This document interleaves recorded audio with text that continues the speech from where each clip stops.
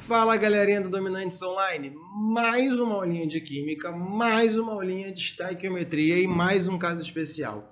Isso é bem tranquilo quando a gente se fala, porque assim, na verdade é que a gente trabalha reações consecutivas, o nome está dizendo, quando a gente trabalha com mais de uma etapa. Então, em vez de ter cada reação é uma etapa dentro de um processo, e aí você quer ter a noção, a relação entre toda a escala do processo. Tá? Vamos mostrar isso a partir de um exemplo para não ter problema. Tá? A primeira coisa é que lembrar, eu sempre em todos os casos especiais estou colocando isso, porque é uma questão de estequiometria, são relações numéricas dentro de uma reação química, então de qualquer forma você tem que estabelecer algum padrão entre as substâncias. Tá? Quando tem mais de uma reação, que é o problema. Exemplo, olha esse texto onde a gente disserta sobre algumas reações químicas que acontecem em consequência. Né? Dessa vez não tem a reação. Ele fala o seguinte, em 2,8 quilos de óxido de cálcio, esquece o valor e vamos focar no óxido de cálcio. Deixa eu pegar o meu marca-texto aqui, pegar aqui o meu giz vermelho, também conhecido como cal virgem, foi adicionado à água formando hidróxido de cálcio. Vamos entender esse processo. O primeiro processo, a primeira etapa, foi o CaO mais água gerando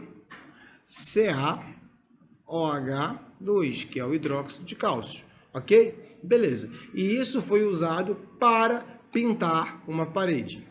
Após a sua aplicação, transformou-se em uma camada dura pela reação do gás carbônico existente no ar. Então, este cara, o CaOH2, reagiu com o gás carbônico, formando o carbonato de cálcio, o CaCO3. Tá? Além disso, ele também forma água. Tá? Ele também forma água que é evaporada do processo.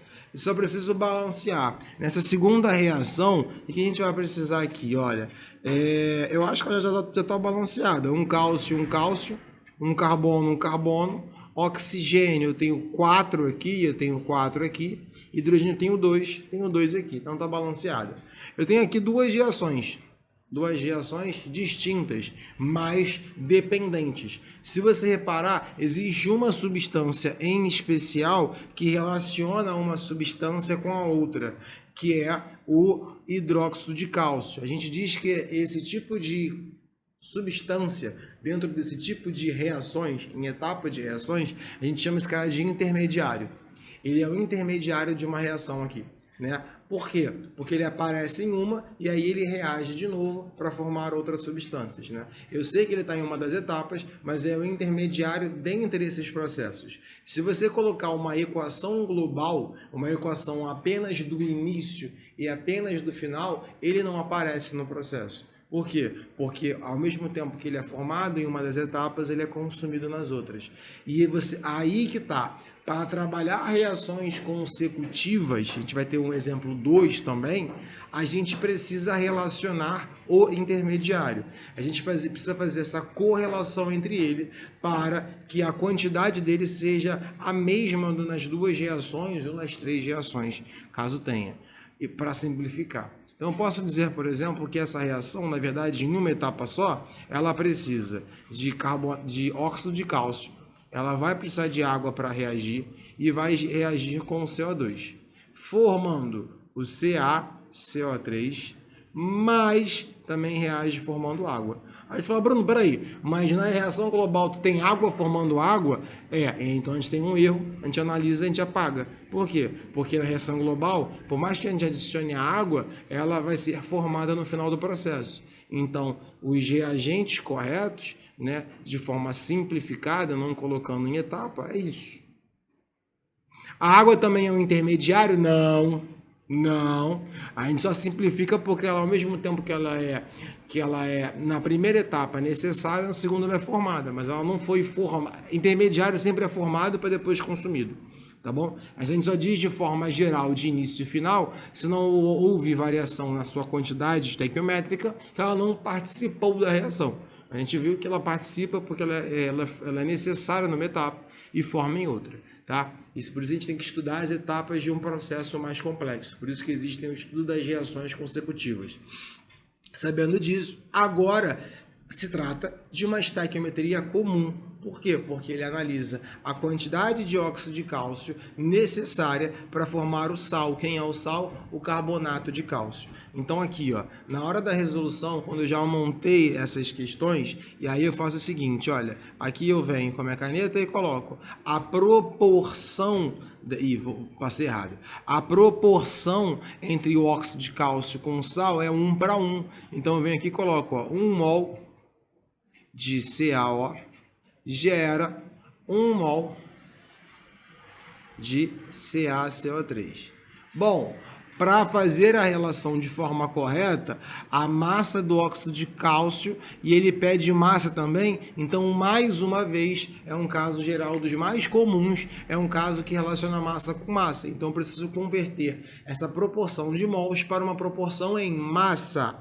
Como vou fazer isso? Fácil. Tabela, você vai verificar qual é a massa molar ou massa atômica nesse caso, porque é o mesmo número, só muda a medição, né? Nesse caso aqui, do cálcio é 40, do oxigênio é 16.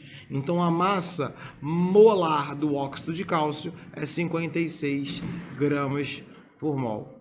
Ok, e quanto é a massa molar do carbonato de cálcio? A gente já viu várias vezes, ele é 100 gramas por mol. É a massa de um cálcio mais um carbono mais 3 oxigênios. Então falar que eu tenho 1 mol dele é a mesma coisa que falar que eu tenho 56 gramas de óxido de cálcio. É isso mesmo.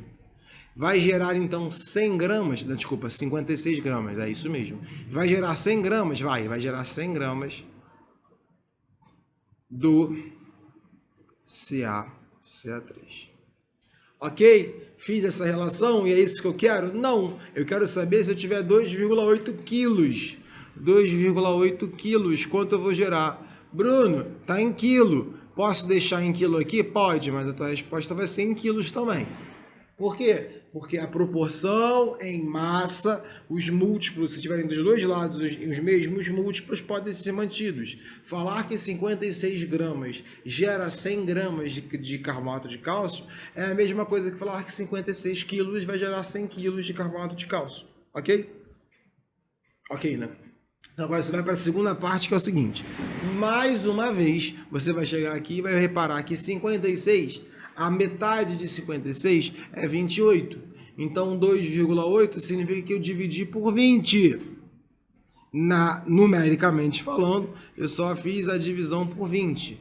Bruno, que história é essa? Vai lá na aula de rendimento ou de pureza, eu fiz a mesma coisa. Então, aqui eu também divido por 20. Aí vai dar certinho, porque quanto é 100 dividido por 20? Né? Por 20 dá 5, porque 5 vezes 20 dá 100.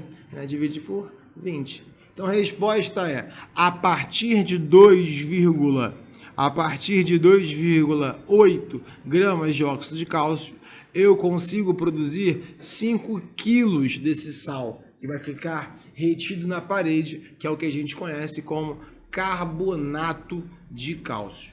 Tranquilo? De CaCO3. Tá? Então, qual é a grande problemática de questões de reações consecutivas? Questões de reações consecutivas, eu preciso organizar as reações antes de fazer a conta. É isso, não tem mais mistério. Tá bom? Aqui, olha só, outra questão. Ele fala sobre duas das reações ocorrem para a produção de ferro, são representadas por... Aí eu tenho a primeira reação que forma o monóxido de carbono. E o monóxido de carbono reage aqui, ó, reage junto com a hematita para formar o ferro puro e formar o CO2. Ok. E ele fala o seguinte, o monóxido de carbono formado na primeira é consumido na segunda. Aí eu falo, não precisava ter escrito isso porque eu já vi, bebê. Tá bom? Mas a gente continua. Considerando apenas as duas etapas no processo, calcule a massa aproximada de quilogramas de carvão consumido para gerar 1 tonelada de ferro. Então eu estou relacionando um cara da primeira com um cara da segunda. Posso fazer direto? Não, não pode. Por que você não pode? Porque para que as duas equações estejam corretas, balanceadas, organizadas, o intermediário, aquilo que permeia entre as duas reações, precisa estar na mesma quantidade. A primeira reação forma 2 mols, 2 moléculas ou 2 mols, né? 2 mols numa escala maior, 2 moléculas numa escala menor, tá? De CO2, de CO, de monóxido de carbono, mas a segunda reação precisa de 3.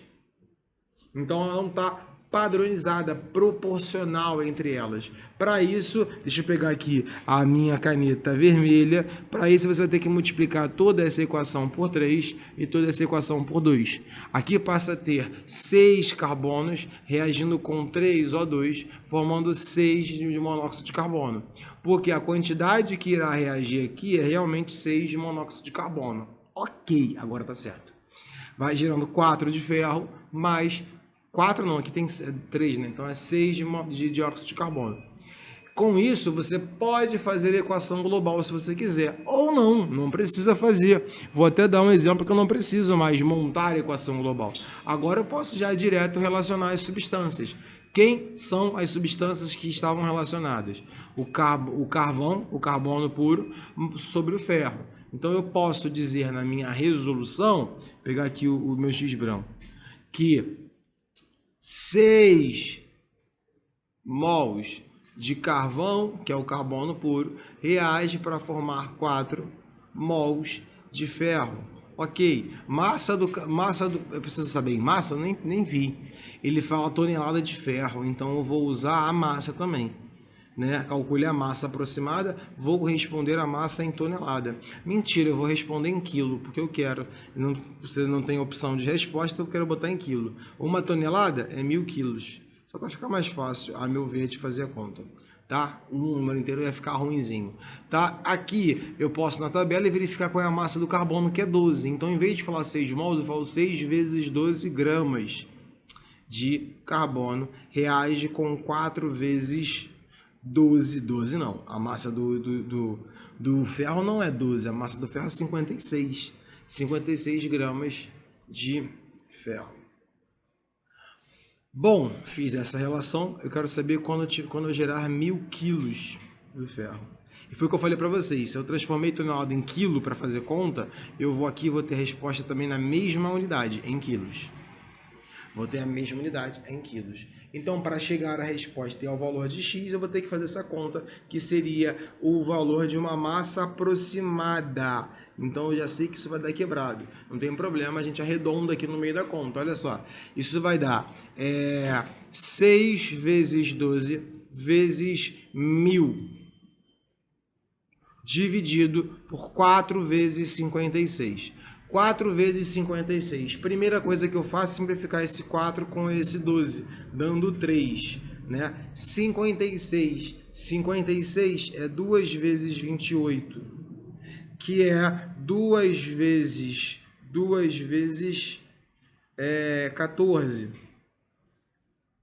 que é 2 vezes 2 vezes 7. Né? Então, 56 é 2 vezes 18, então é 4 vezes 17, 4 vezes 14, que é 8 vezes 7. Você fala, Bruno, por que você não falou 8 vezes 7? Porque eu não tinha me ligado. Verdade, tá boada. 8 vezes 7, 56. Ficaria mais fácil. Mas agora a gente vai simplificar. Por quê? Nessas horas, eu uso muito isso em tipos de vestibulares que pedem um arredondamento e as questões são fragmentadas. Os principais, FUVEST e ENEM, adoram fazer isso. Não questões quebradas. Outros vestibulares, por exemplo, o da estadual, o do estado do Rio, que é a estadual, que é a UERJ, ela cai contas arredondadas. Também a UENSE também cai contas arredondadas não, desculpa, onde ocorre a simplificação fácil, mas é um caso do Enem. E aí como é que eu faço isso? Olha isso que eu estou fazendo, mas isso vai dar um valor aproximado, eu não vou fazer a divisão inteira, presta atenção, isso aqui é 8, né, 2, eu posso simplificar aqui, dá 3. Então isso vai dar, só para a gente limpar essa conta, isso vai dar 9 vezes 1000 dividido por 4 vezes 7. né? Eu já cortei onde eu não queria. Então, vamos aqui continuar nossa conta. Esse 4 dá 25. Então, dá 9 vezes 4 vezes dividido por 1.000 dá 25, dá 250. 250 dividido por 7.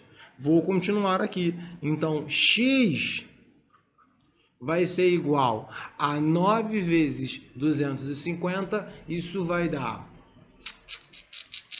9.000 não. Isso dá 1.000, seria 250. Eu vou fazer a conta para não ter problema.